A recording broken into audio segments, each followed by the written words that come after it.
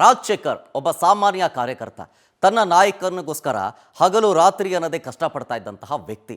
ಈಗ ಆತ ಸಾವನ್ನಪ್ಪಿದ್ದಾನೆ. ಅದಕ್ಕೆ ಕಾರಣ ಯಾರು? ಅದೇ ಈಗ ಇರುವ ಅನುಮಾನ. ಜನಾರ್ದನ ರೆಡ್ಡಿ ಅವರು ಹೇಳ್ತಾರೆ, ನನ್ನನ್ನು ಕೊಲೆ ಮಾಡೋ ಯತ್ನ ನಡೆದಿತ್ತು ಅಂತ ಬಾಂಬ್ ಸಿಡಿಸ್ತಾರೆ. ನಾನು ಬರ್ತಿದ್ದಂಗೆ ಕಲ್ಲು ತೂರಾಟ ಶುರು ಮಾಡ್ತಾರೆ, ಫೈರಿಂಗ್ ಮಾಡಿಬಿಟ್ರು, ನನ್ನನ್ನು ಕೊಲೆ ಮಾಡೋದಕ್ಕೆ ಇದೆಲ್ಲ ಮಾಡಿದ್ದು ಅಂತ ಜನಾರ್ದನ ರೆಡ್ಡಿ. ಭರತ್ ರೆಡ್ಡಿ ದೊಡ್ಡ ಕ್ರಿಮಿನಲ್ ಅಂತ ಆರೋಪ ಮಾಡ್ತಾರೆ. ಆದರೆ ಅವನೇ ಫೈರಿಂಗ್ ಮಾಡಿಸಿರೋದು ಅಂತ ಭರತ್ ರೆಡ್ಡಿ ಅವರು ನೇರ ಆರೋಪ ಮಾಡ್ತಿರೋದು. ಜನಾರ್ದನ ರೆಡ್ಡಿ, ಸೋಮಶೇಖರ್ ರೆಡ್ಡಿಯಿಂದ ಕೊಲೆ ಯತ್ನ ಆಗಿದೆ, ವಾಲ್ಮೀಕಿ ಬ್ಯಾನರ್ ಹಾಕದೇ ಇರೋ ರೀತಿಯಾಗಿ ಹುನ್ನಾರ ಮಾಡಿದ್ದಾರೆ ಎಲ್ಲರೂ, ಇವನಷ್ಟು ನೀಚ ಯಾರೂ ಇಲ್ಲ ಅಂತ ಭರತ್ ರೆಡ್ಡಿ ಅವರು ಹೇಳ್ತಾ ಇರೋದು. ಆರೋಪ ಪ್ರತ್ಯಾರೋಪಗಳಲ್ಲದೆ ಕಾಲ ಕಳೀತಾ ಇದ್ದಾರೆ.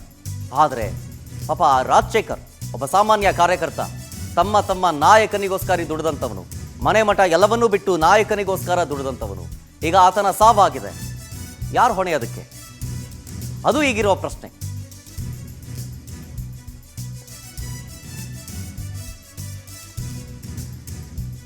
ನೋಡಿ, ನಿಜಕ್ಕೂ ಇದು ರಕ್ತ ರಾಜಕೀಯ ಆಯಿತು. ಜನಾರ್ದನ ರೆಡ್ಡಿ ಅವ್ರು ಏನು ಹೇಳಿದ್ರು ಹಾಗಾದ್ರೆ ಇದ್ರಿಗೆ ಸಂಬಂಧಪಟ್ಟಂತೆ, ಭರತ್ ರೆಡ್ಡಿ ಏನೇನು ಹೇಳಿದ್ರು ಇದ್ರಿಗೆ ಸಂಬಂಧಪಟ್ಟಂತೆ, ಬನ್ನಿ ತೋರಿಸ್ತೀನಿ.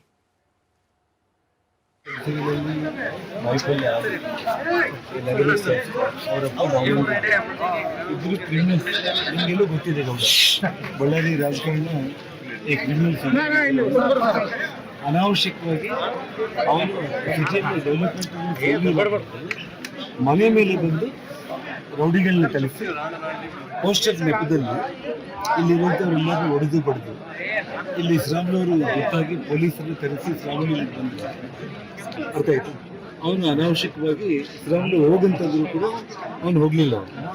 ಪೊಲೀಸರು ಕೂಡ ಸುಮ್ಮನೆ ಕೈ ಕಟ್ಕೊಂಡು ಕೂತಿದ್ರು. ನಾನು ಗಂಗಾವತಿಯಿಂದ ಬಂದ ಕಾರ್ ಲೀತಾ ಇದ್ದೇನೆ, ಫೈರಿಂಗ್ ಮಾಡೋದು ಸುಲಭ.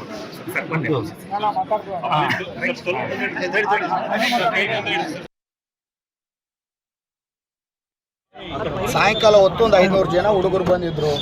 ಅವ್ರೇನೋ ಮಾತಾಡ್ತಿದ್ರು. ಆ ಟೈಮಲ್ಲಿ ಅವ್ರೇನೋ ಒಂದು ಕಲ್ಲು ಹೊಸೆಯೋದು, ಇವರೇನೋ ಒಂದು ಕಲ್ಲು ಹೊಸೆಯೋದು ಆಗಿದೆ. ಆ ಟೈಮಲ್ಲಿ ಒಂದು ಕಾನಿಸ್ಟೇಬಲ್ಗೆ ಒಂದು ಏಟು ಬಿದ್ದು, ಅದರ ಪಕ್ಕಕ್ಕೆ ಸತೀಶ್ ಅವರಿಗೆ ಒಂದು ಏಟು ಬಿದ್ದಿದೆ ಅಂತೇಳಿ ನನ್ನ ಮಾಹಿತಿ.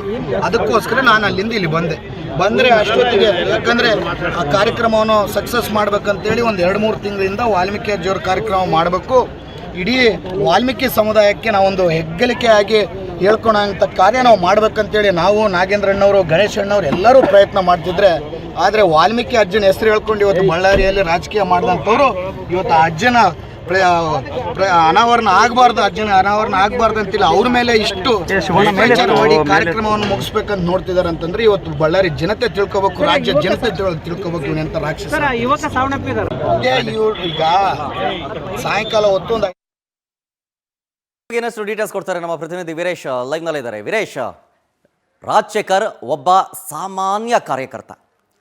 ಆತ ತನ್ನ ನಾಯಕನಿಗೋಸ್ಕರ ಹೆಗಲ ಮೇಲೆ ಹೊತ್ಕೊಂಡು ಮೆರೆಸಿದ್ದು ಉಂಟು, ಹಗಲು ರಾತ್ರಿ ಅನ್ನದೇ ಕಷ್ಟಪಟ್ಟಿದ್ದು ಉಂಟು, ಮನೆ ಮಠ ಎಲ್ಲ ಬಿಟ್ಕೊಂಡು. ಈಗ ಆತನ ಸಾವಾಗಿದೆ.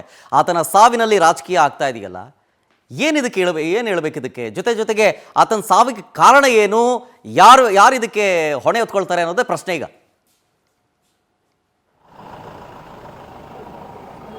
ಈ ಒಂದು ಹೊಣೆ ವಿಚಾರ ಅಂತ ಬಂದಾಗ ಮುಖ್ಯವಾಗಿ ಈಗೇನು SFL ವರದಿ ಏನು ಬರುತ್ತಲ್ಲ, ಆ ವರದಿ ಆಧಾರದ ಮೇಲೆ ಹೊಣೆ ಆಗುತ್ತದೆ. ಈ ಒಂದು ಯಾರು ಈ ಒಂದು ಗನ್ನಿನಿಂದ ಈ ಬುಲೆಟ್ ಅನ್ನು ಹೊರಬರಲಾಗಿದೆ ಅನ್ನತಕ್ಕಂಥದ್ದು ಮಾಹಿತಿ ಬಂದ ಮೇಲೆ ಮಾತ್ರ ಇದನ್ನು ಹೊಣೆಯಾಗಿಸುವಂತಹ ಕಾರ್ಯವಾಗುತ್ತದೆ. ಅದಕ್ಕೆ ಸಂಬಂಧಪಟ್ಟಂಗೆ ಯಾವುದೇ ರೀತಿಯಾದಂತಹ ಈ ಒಂದು ದಾಖಲಾತಿಗಳನ್ನು ತಿರುಚುವ ಅಥವಾ ಮರೆಮಾಚುವಂತಹ ಕಾರ್ಯವಾಗಬಾರದೆಂದು ಈ ಒಂದು ಎಲ್ಲೊಂದು ರಾಜ್ಯ ADGP ಅವರು ಸಹ ಈಗ ತಾನೇ ಈ ಒಂದು FSL ವರದಿ ಸಿದ್ಧಪಡಿಸಿ ಸ್ಥಳಕ್ಕೆ ಬಂದಿದ್ದಾರೆ. ಪೋಸ್ಟ್ ಮಾರ್ಟಮ್ ವಿಭಾಗ ಮುಗಿದ ಕೂಡಲೇ ಈ ಒಂದು FSL ವರದಿಯನ್ನು ಸಿದ್ಧಪಡಿಸಿ ಅದರ ಮೂಲಕ ತನಿಖೆ ಮಾಡುವುದರೊಂದಿಗೆ ಈ ಒಂದು ಯಾರ ಬುಲೆಟ್, ಯಾರಿಗೆ ಈ ಒಂದು ರಾಜಶೇಖರ್ ಅವರ ಮರಣಕ್ಕೆ ಕಾರಣವಾಗಿದೆ ಅನ್ನೋದು ಸಹ ಹೊರಬರುವಂತಹ ಹಂತದಲ್ಲಿ ಇರುತ್ತದೆ. Sharath. Okay, thank you Veeresh ಡೀಟೇಲ್ಸ್ಗಾಗಿ.